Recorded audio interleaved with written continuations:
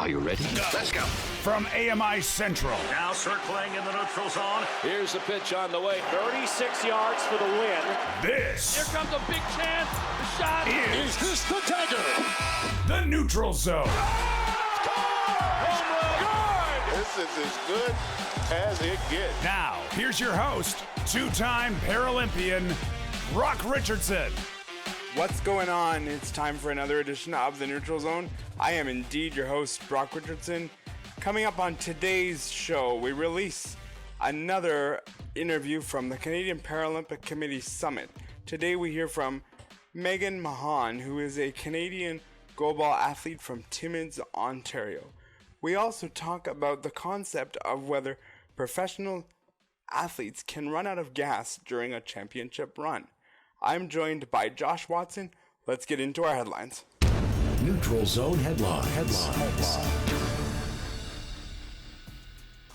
The Vegas Golden Knights win their first championship in NHL history in only their sixth year in the league. We also congratulate Jonathan Marchessault for winning the most valuable player in the NHL Stanley Cup Final. One cool fact about him, he is one of the original 6 members of the Vegas Golden Knights to still be a part of the team. Congratulations, Vegas. It was a really exciting series. Moving on to the NBA, the Denver Nuggets win the NBA championship for the first time in franchise history. Along with winning the championship, Nikola Jokic wins the MVP in the NBA final. Former assistant GM for the Toronto Maple Leafs, Jason Spezza, will be joining the Pittsburgh Penguins. Why that's significant is because Kyle Dubas is the director of hockey operations now in Pittsburgh. Old friends reunite. Best of luck in Pittsburgh to both of you. Toronto Raptors star point guard Fred VanVleet has decided to decline his $22.8 million player option for the upcoming 2023-2024 season. This will mean that as of July 1st, he will become a free agent. According to some in the know, there is still an opportunity for Toronto to re-sign Fred, but we will see what happens since he has indeed released his option for next season. Good luck, Fred. As usual, he's choosing to bet on himself. For me, I just wonder about whether or not, if you decide to go to free agency and you're opting out of a player option that's your choice, should the Toronto Raptors bring you back? If you make that decision, you should just move on. I don't think if you as the player have decided you're going to opt out of that deal and it's your choice, I don't think the Raptors should have to pay you more money because you've opted out of your deal. Your thoughts on this? Well, I think ultimately what it comes down to is that this is just Fred deciding that either he doesn't A, think that the money is enough anymore for what he's going to need to do for the team, or B, maybe he's decided that he doesn't want to play under a new head coach with Toronto and wants to try and go somewhere else where he can possibly have a different role, a bigger role, maybe even a diminished role, and just be a role player and not have to carry everything. It's definitely interesting. And who knows? I guess only time will tell whether it's the situation that he wanted out of or just felt like he deserved a bigger pay raise. I understand the fact totally that, times change, but when you sign, $22, million at the time of your contract, that's fine if you want to opt out, but don't make it out like the Toronto Raptors are the leading candidate. And I'm not saying that Fred suggests that they're the leading candidate, but all the prognosticators that I've seen say Toronto Raptors or Phoenix Suns. If you weren't happy with the deal, opt out and move on to another team. It's that simple for me. Let's get into our actual chat segment as I went on a little bit of a tirade there for a few minutes. Just a little one. NBA star Ja Morant has learned his fate from the league after another incident involving a firearm. Let's take a listen to this clip. Memphis guard Ja Morant has been suspended for the first 25 games of the upcoming season for his second known incident of displaying what appeared to be a firearm on social media. The NBA announced the suspension on Friday. Morant will also have to adhere to certain conditions before being reinstated. It is the second time he has been suspended in the last 3 months for showing a firearm on social media, following an 8-game suspension in March. Morant now stands to lose just over $300,000 per game during this suspension, or approximately $7.5 million. I'm Gethin Coolbaugh. So basically, Ja Morant has been suspended for 25 games in what they're calling a second incident for showing a firearm in a bar.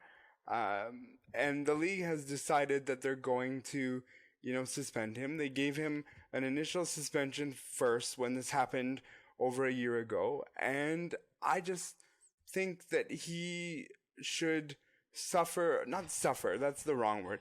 He should have a little bit more of a suspension rather than the 25 games. And I should say that he's 23 years old, and so that to me plays a bit of a factor in this as well. Your thoughts? I definitely think that there is a maturity issue here. Most people, once they reach a certain level of maturity, understand that you're a role model and perhaps you shouldn't be seen on Instagram or any other social media waving a gun around in a club. But at some point, the league has to do what the league has to do. And this is the second time, and clearly you haven't learned from the first time. I've heard rumors through media that there have been other more minor incidents that kind of led up to this sort of thing in terms of other things he said or things he's done. So unfortunately, the league has to come down on him. And 25 games isn't a small suspension, but at the same time, for a second offense, exactly, for a second offense for the same offense, I can totally see your point. It just doesn't seem quite right. It doesn't seem quite strong enough. Now, there was a rumor, which I think you're going to touch on here, and forgive me for stealing your thunder, but there was a rumor that he was going to be suspended for the entire season. That might be a little too excessive, because you do need stars like Morant in the league to generate revenue and to keep the league front of mind for fans. But at some point, these players, whether they want to or not, have to understand that they are role models, and they do need at least to act accordingly or make sure that the phones and cameras are put away when they decide to have their fun. I'll close with this thought. The fact is that your own personal time is your own personal time. But in today's world and today's day and age of social media, bosses in any field, in this case we're talking sports obviously, but they have the right to look at what's going on in someone's life. I have some of the people that I'm connected to at AMI, and most of the things that I post are related to sports. It kind of gets probably boring for those people that's like, oh, there he goes again, sports guy putting another sports thing up. But I accept those people in my world because I know that I'm not going to do something untoward, something that goes against the belief of my organization and or when I was an athlete, the organization that I was a part of. And that's the thing. As an athlete, you need to sort of have that second and third gear that goes, should I or shouldn't I be doing this? And I mentioned this on one of my hits earlier in the week. I said, the only thing you guys are going to see from my vacation is the copious amounts of food that I'm going to, take in on my cruise coming up. But that's about it. There will be no pointing of any weapons or anything like that. And I think you just take the risk in who you add on social media, but it's not even about who you add and don't. Today's world allows bosses to check in on what you're doing, and I think Ja Morant, as a 23-year-old, needs to take ownership of that. And I'm not sure 25 games 30 games, 40 games, 80 games is really going to make the difference. I think if you're going to learn your lesson, you're going to learn it with whatever punishment they decide to give you. What we're going to give you right now is how you can get a hold of us on social media. And welcome back to the Neutral Zone AMI broadcast booth. And we are set to get this ball game underway. The first pitch brought to you by Brock Richardson's Twitter account at NeutralZoneBR.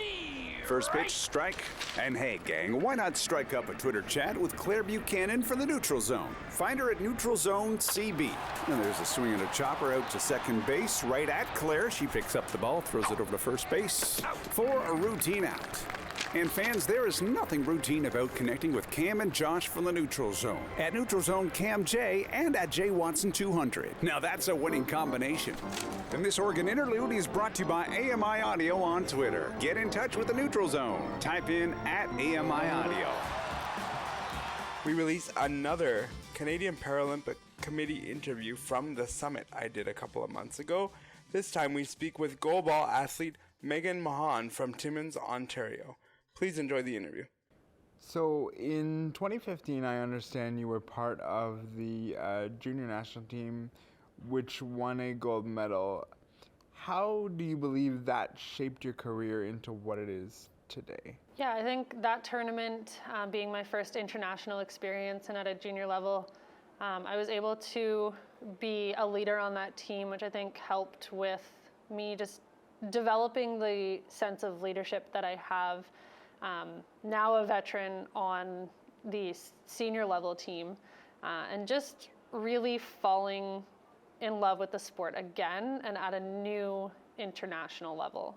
Is there something that a coach said to you at that time that you think in certain moments, such and such a coach said X to me, and that still carries through to you? I think that it wasn't necessarily in that moment, but it's always been my coach from high school, actually. It wasn't even necessarily a para coach, who before every tournament still sends me a message. You know, she's a high school teacher, and I know her grade 12 biology class learned a lot about goalball when we were at Worlds, and it's just her continued support that kind of gives me that push when times are a little tough. Yeah, I totally understand that, and times do get tough as a para-athlete. There's no doubt about that. Would you say that when you get messages from her, that sort of gives you the fuel of like, man, I still have the support of this individual, and it means so much to me? Yeah, absolutely. I mean, in 2019, she traveled down to Fort Wayne, Indiana during her summer break to come and watch a tournament, and be able to just watch me play in person as opposed to on a screen. And there's other athletes who are coming up in that same school system that goalball could be a potential in their futures. So it's something knowing as well that she continues to support not only the sport, but the fact of para sport just as a whole, that really just keeps me going to know that there are other kids who are coming forward, and gives me reason to, again, push and keep going. Did you ever expect that one individual in your life would have such an impact beyond family? Absolutely not. You know, it was always said that your high school coaches are sometimes the coaches who stick around with you the most. And I definitely understand that, and I think that it's, you know, now I couldn't see any of my athletic career really being as big as it is without her. She was the first one who got me involved when I was doing athletics in high school, in competing against para athletes, and really introducing me to a world of para sport when all I knew for the most part was able-bodied sport. I think junior teams, or B teams, if you want to call it that, can be something that as athletes we take for granted because we itch so much that we want to get into the big show. Why did you believe that the junior national team was that place that you shouldn't just this is just the junior national team. Who cares? I want to get to the big show. I think at that point, I was still fairly new to the sport. I had only really been playing for 2 years. So for me, in that moment, that kind of was the big show. I didn't think that, or even know that 2016 in Rio would be an option for myself.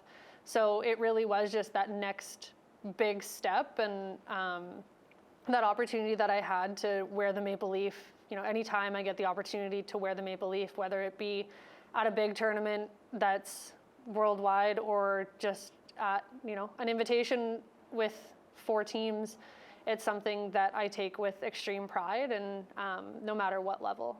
It's my understanding that you wear the number 4 on the court. And, sometimes numbers can be just that thing you go, okay, this is a number, I'll put this on, and, we go on about our life. Was there a significance to the number 4, or was it just purely, it's a number, I put it on? Yeah, so in goalball, we don't have much to choose from. Our numbers only go from 1 to 9. Those are your choices. The first team when I played for Ontario at the Junior Nationals was the number 4. So it's just kind of the first number I started with. When I joined the national team in 2016, there was another player who was wearing 4. So I actually didn't start the national program with that number. I started with 8, which I felt was 4 plus 4, so it all worked. Yeah. And then once that athlete retired and the first opportunity, I was able to switch my number back to 4. Athletes are creatures of habit, and we just have to do the same thing. Coaches preach routine all the time. It almost becomes annoying, at least in my career. I found it to be, oh God, we're talking about routine again? Oh yeah. But what is that thing for you? It's like, I have to do this in order to feel comfortable on the court and know that I'm in the mode that I'm in to compete at a high level. Yeah, so for myself, when we talk about on court in competition days, we do have it kind of ironed out to a very specific warm-up. Usually once we're announced and we're walked in, we have about 12 minutes to do a warm-up, and then the starters will put on the eye patches at about 7 minutes, so we really don't have a ton of time. But for myself, I will do slides on the side of the court while my teammates are throwing and things like that. And I just repeat the same things, kind of like affirmations as I'm doing these slides, that I'm confident, I have the skill, I have the technique, and just getting those being one of the last things I think about. And then for myself, it's also feeling the center tee. And just basically centering myself with our side of the court. And this can be, this is usually after I've got my eye shades on. I just make sure I go and feel that tee and know where I am. One of the coolest things that I saw when preparing for this was you were honored with a banner from your hometown. And I've never been honored with a banner anywhere. So tell me about that. When that came to be, what's the first thing that goes through your head? That it was super cool. Yeah, I am very fortunate to come from a small town where everyone kind of growing up knew who I was. Not many individuals in my community grew up with sight loss. My mom did a great job of just giving my brother and I, who also has sight loss, the opportunities to do whatever we wanted and to just be out there and be in our communities. So when that happened, it was pretty cool. I think it was exceptionally cool for my mom, who's my biggest fan, to just kind of see that and see her kid's name up on there.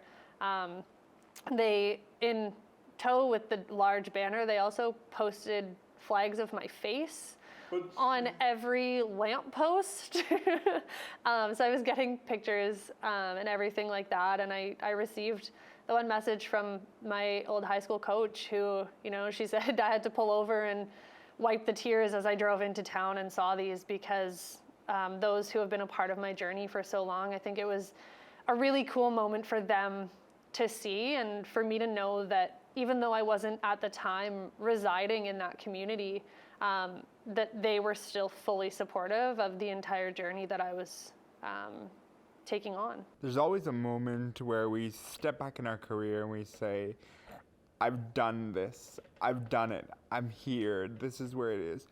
As I listen to you talk about the banner, for me, that would be the moment where it's like, oh my goodness, my face is on a banner, this is real. Was that it for you, or was there another moment in your career where you knew this is real, I'm going to do something with this and be successful at it? I don't think it was the banner. I felt it was really weird having my face posted all around and like getting photos of my own face posted. For me, I think it was really during the games when all of a sudden I went from, this is my first major national team competition outside of the junior level, and I became the first choice in the center position for our coach. And I was able to, I was supposed to only just be a sponge and absorb everything that was going on. And all of a sudden, I'm on the court with two veterans who have been to multiple Paralympics, and it was just time to play. And I think that was my moment where I realized that I think it was bigger than I could ever put into words. For me, you spoke about family a couple of minutes ago, and you need that support system. You need that proud mom moment, the proud dad moment, the proud brother moment, sister, whatever. Tell me about your family networks. What have they meant to you and where you are today? Yeah, they're huge. My mom raised my brother and I as a single mom, and having two kids with disabilities, I couldn't even imagine the obstacles that she was facing. I remember her putting up a fight and not letting go with the city to put an accessible, audible stoplight so that we could independently walk ourselves the 3 blocks to school. And really just being there to tell us that we can do it and we can find a way to do it.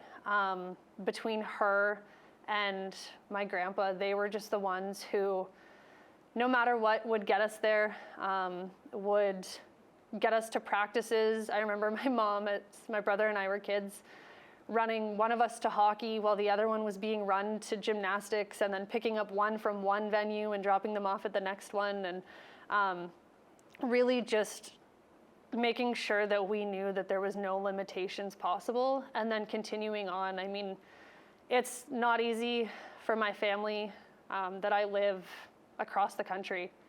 It's, a full travel day if we want to go either way. And I've missed birthdays, I've missed Christmases, I've missed any kind of celebration, but my family is so understanding and just so supportive in everything that I'm doing, that they're fully understanding. As much as it's hard for everyone, they're fully understanding that this is currently the road that I'm on, and sometimes it means making those sacrifices.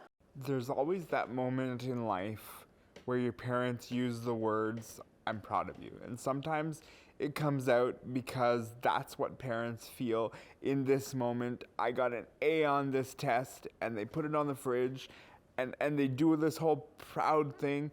But then in our careers as Paralympians, there is always that moment where one of the people we love comes up to us and says, Meghan, I'm proud of you. And it really means something more than just the words. Tell me about that moment for you. I, growing up in a tough kind of farming family, those words don't come out as words all the time. They come out as actions, or they come out as things. And I know, my mom could not be prouder.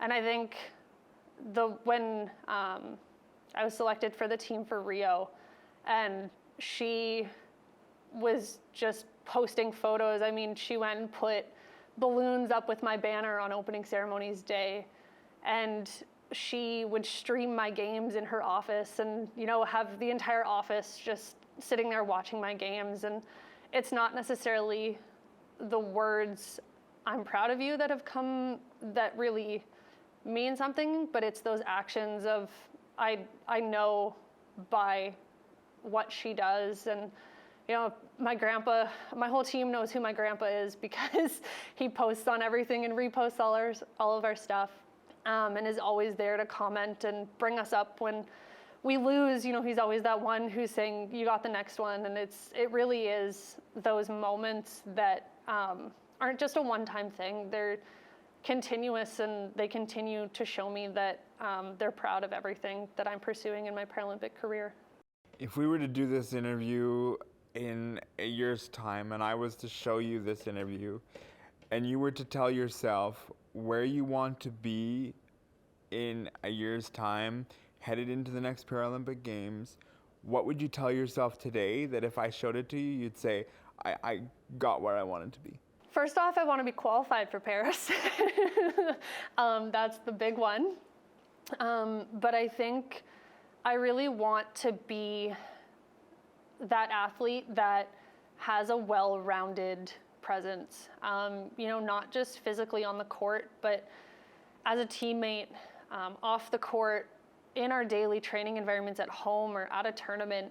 I want to be that athlete who is mentally strong as well as physically strong, and who is able to push through all of those things, as, you know, just taking them as another event that's happened, as opposed to letting them break me down.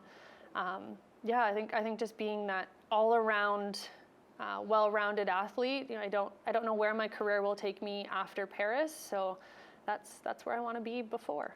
So, one of the things that I just admire about goalball is that people just give up their bodies, and it's like, why would you want a ball to just come flying in your direction and put yourself in the way of it to stop it? Can you talk about what that feeling is like when that ball really gets you and it's like, yes, I did it, this is great? Yeah, I think you just learn to almost accept it. You know, there are those shots where as soon as they're thrown, you know they're coming hard. And as an athlete and as a goalball athlete, you want them to hit you, because if they're not hitting you, it's likely they're going in the net. So it really is like when someone gets a really nice ball off, or there's a really big bounce shot and it hits you, it's that feeling of, okay, I just took that shot. I really can do anything. I mean, it physically, at the time, your adrenaline's going and you really don't feel each hit. You know, I even look at, there's many times where you block the ball with your face unintentionally and your eye shades go flying, and the next one, you're back out there throwing your body in front of it. So it really is just taking each ball one at a time and being able to, when those really nice throws are coming, or the ones that are maybe hitting you in a spot that you don't know if your range could have gotten there and you block them, it's a really satisfying feeling. What does a day like today mean to you and the whole Paralympic movement as a global thing? Yeah, to me, the Paralympic movement in itself is something that for the first 15 years of my life, I didn't know about. As a larger scale, I mean, yes, you heard about, you know, the Paralympics and things like that, but it wasn't something that I ever saw of grassroots programs. You know, I just thought these athletes are incredible and they're out there doing their thing, but there's so much more behind it, where we really are supporting these para-athletes from the grassroots and supporting community programs and being able to just make equipment accessible to athletes, or potential athletes, or kids who just want to be active. There's so many different levels.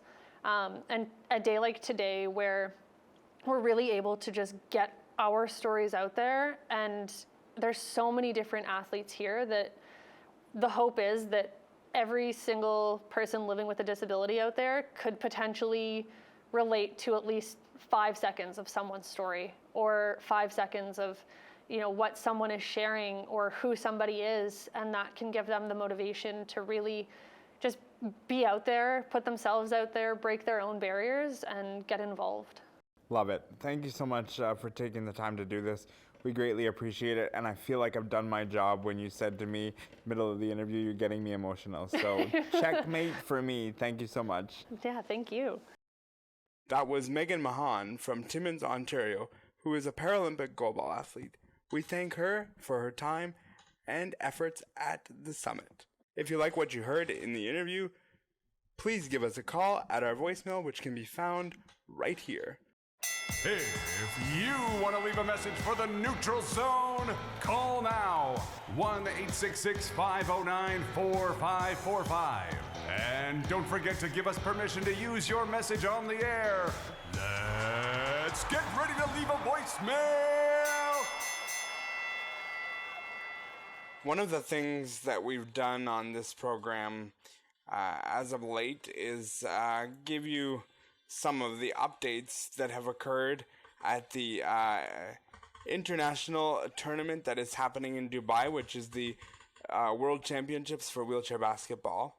Let me tell you, first of all, where we are at since we've last joined you.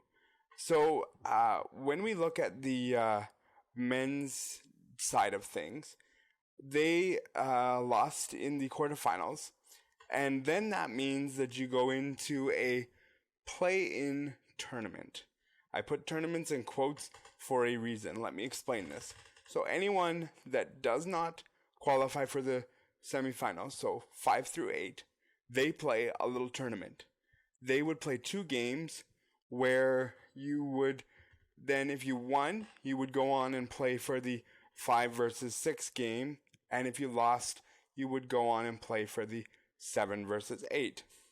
These tournaments, Josh, when we got into these 5 versus 8, 6 versus this, it just became so almost hard to handle, because it was like, we lost. We didn't get this done. We lost. It's too bad. And then you got to bring yourself up to play in a game that matters for placing, but it really doesn't matter in the tournament anymore. I don't know if you've had experience in playing in these kinds of things.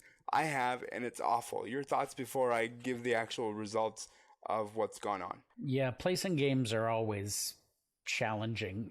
You get to a point where you realize you're not going to be in that top 4. You're not going to be in a semifinal. And you just kind of feel like, well, tournament's over. The goal is not going to be met. And you're right. It is incredibly hard to get up for those games, because usually, at least in the sports that I have been involved with where this is a thing, which would be para ice hockey, you're beat up, you're sore, you're tired, you've probably played 4 or 5 or 6 games in a course of a few days.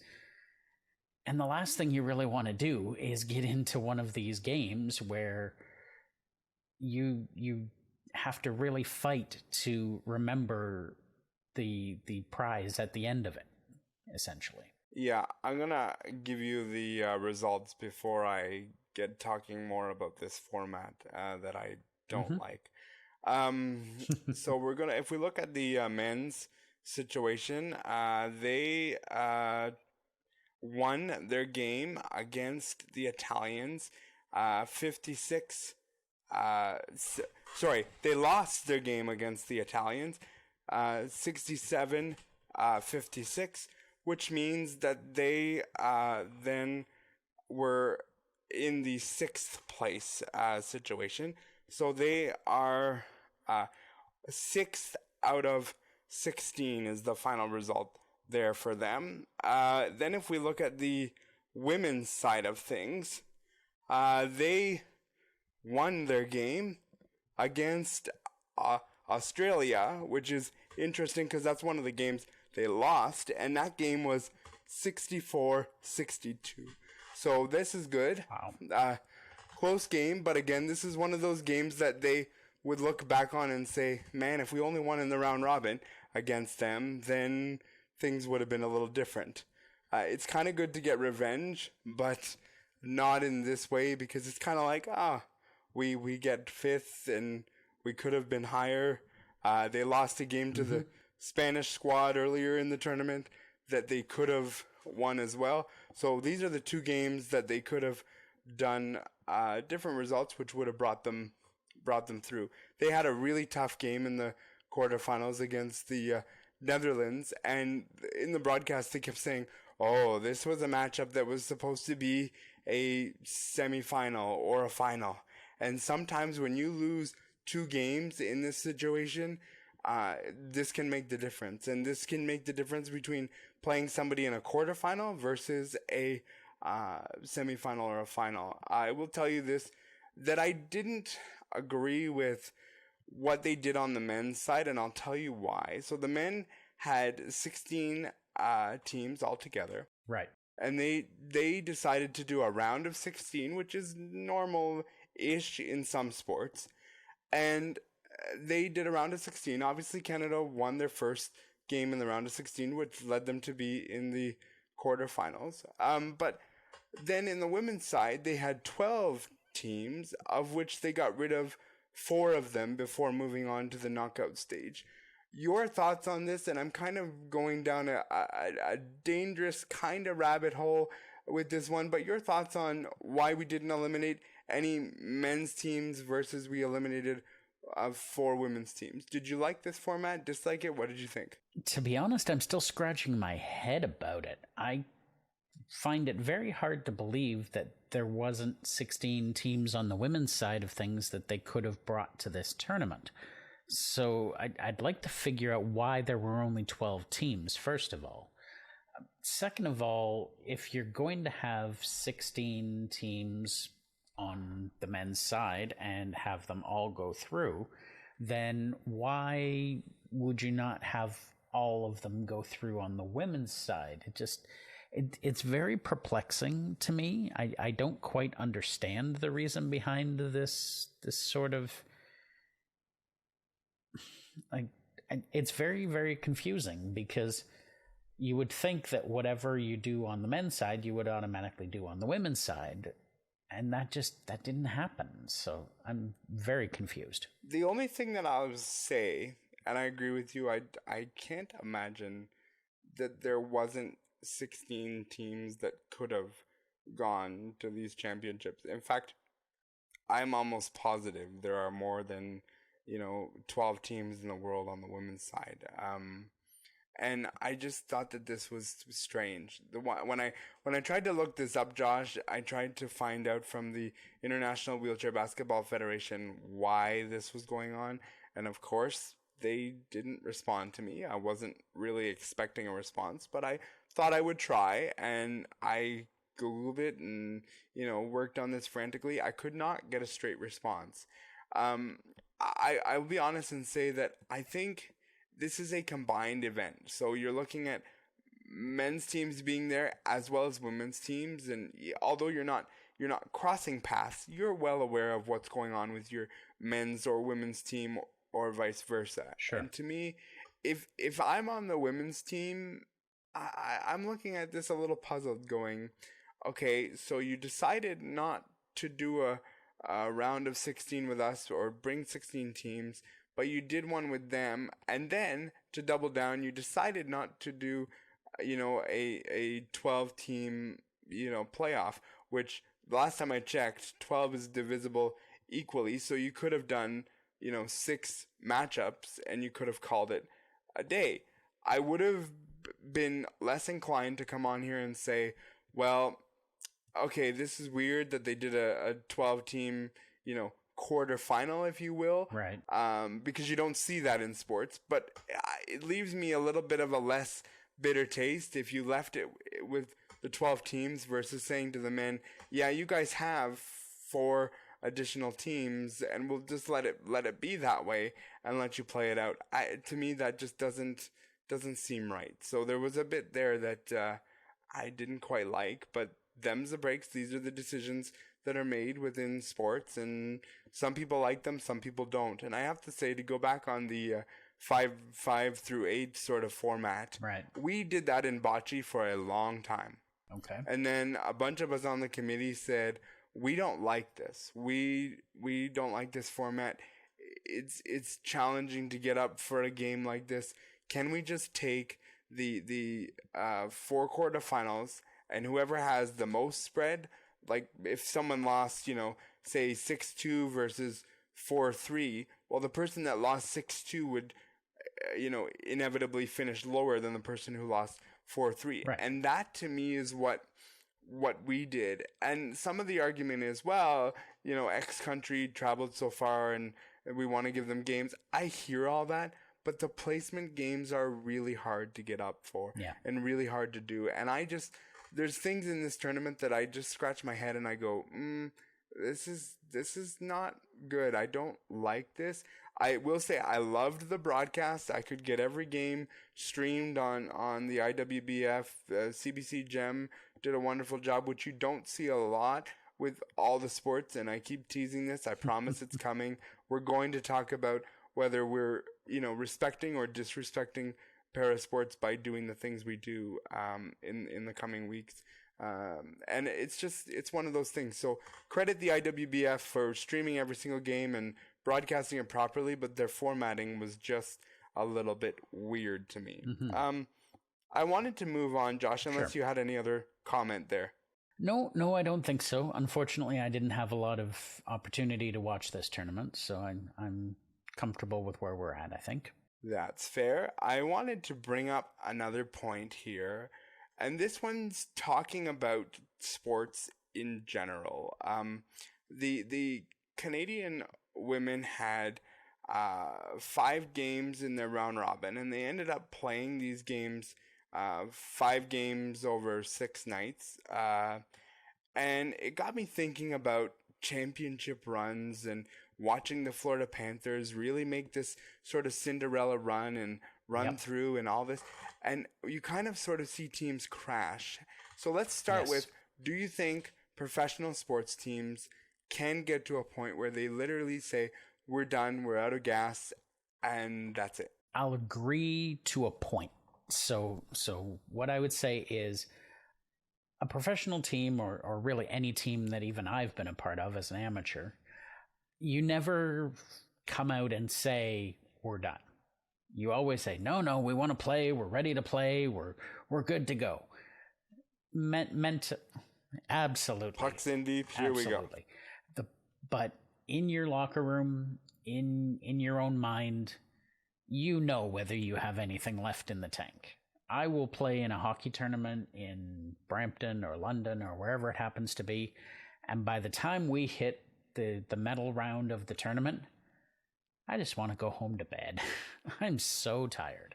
And I'm only playing in 4 games in 2 days, 5-6 games in 3 days maybe.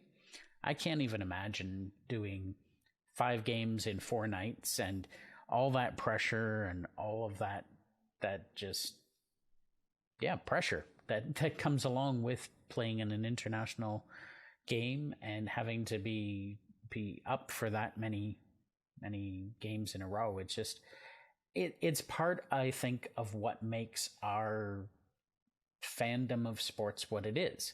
We want to see the warriors. We want to see those guys that are exhausted, the guys that have given everything that they have to win that trophy. And I think that's why you see the elation on their faces when they do finally win it, because it's been a gauntlet. It's been an absolute gauntlet. And you always, especially hockey, you always hear about all the injuries that guys have after they get put out. And you think to yourself, you played through a broken sternum? Like, how? Yeah. I mean, I was an athlete for a number of years, and if I had a broken anything, I'm not playing. Yeah. I mean, it's nope. Call me what you want. Call me a big baby. That's fine. But a broken sternum, like when you hear things like that, it's just like, wow, like this is the level to which you went to play for, the Stanley Cup or cite the sport, whatever it is. This is the level you went to and you did. And to me, I look at that and I say, well, good on you, because I wouldn't do that. And I would put a lot on the line for my country. I would, sacrifice my social life. I would sacrifice diets, which, believe me, sacrificing diets was hard to do. But sacrificing my body because I had a broken bone or because whatever happened, the injury, it's hard, like I had a concussion in my career and I couldn't play for weeks. I couldn't train. I couldn't do any of that. Now I understand we're talking about a head injury versus a broken bone. I totally get it. Yes. But it's the level to which people will say, I've dreamt about this. I want to hoist Lord Stanley's Cup. I want to hoist the Larry O'B. I want to hoist all of it. And I want to do it because I've lived and I've breathed and I've done this. And this is the way athletes are. And we're programmed to be different, but some of us are programmed on a level that others just wouldn't get to. Exactly. The other side of this that I wanted to ask you about was para-athletes. As I mentioned at the beginning of all this, they played many games, 5 games in 6 nights, and it was a lot. It was a lot of games, a lot of time to be had. Do you think the disability has another level to this when we talk about stamina?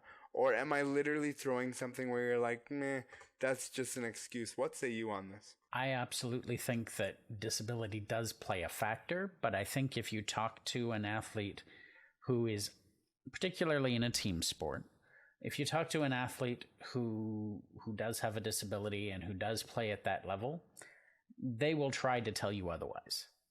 I truly believe they will try to tell you, no, it's not a factor. It's my conditioning and I'm fine and I can do this. But I know myself that I get to a point and my brain wants to do it and my body just says, no, absolutely not. We are done. We are going to we're going to break if you keep this up. So I really think it does depend on the disability, because there are some disabilities that just take more out of people than others. I happen to have spina bifida, and I think I probably am able to push a little more and push through a little more fatigue than others are. I don't know that for a fact, but that's just my personal thought. Yeah, I mean, there's no, perfect science to this at all. Like, I have cerebral palsy and we struggled, when we were playing back-to-back games or, 3 games in the same day, even if one game was sort of, at the top of your day and then you'd have one middle of the day and the end of the day. I gotta be honest, Josh, and tell you that games at the end of the day were really, really hard, because my father always told me that my body was like one chord. And when one thing started to go, everything goes. Sometimes, I'm sure when you're watching this on YouTube and you see as I'm getting passionate about something, my body raises and raises and raises, and so does my voice as we do that. And I think with cerebral palsy, that's one of the things that happens, is that, your body just gets so tired, because even the muscles that you're not using or you think you're not using are still being used, even though you're not attempting to use them. And so to me, I think that's the difference too. I think, coaches spend time and they'll say, oh, we want you to have stamina. And I think wheelchair basketball athletes are among the best to have stamina and to do that. Para ice hockey players, same thing, but there are just some sports that you just simply, it's harder, and some disabilities to do that are just challenging. Mm-hmm. And I mean, don't sell yourself short either here. I mean, I've had a chance to watch bocce both on television and in real life, so to speak. And it's a very mentally taxing sport. Whereas, I mean, I'm a goaltender in a para ice hockey team. My job is basically to follow the little black puck and make sure that I can, stop it when it comes to me. that doesn't take the same mental energy that it does to look at, okay, my opponent is taking this shot, and if he does this, then I have to do this, and if he does that, then I have to do this over here. And I just, like, I watch it and just go like, okay, you guys are smarter than me, because I can't keep up. So let's not forget the mental energy that things take as well, because that is a factor as well. Yep, absolutely. And I think with the faster sports, coaches have more opportunity to call timeouts and to slow their team down and to do that and change things around. And now in bocce, they now have the ability to have timeouts between the ends.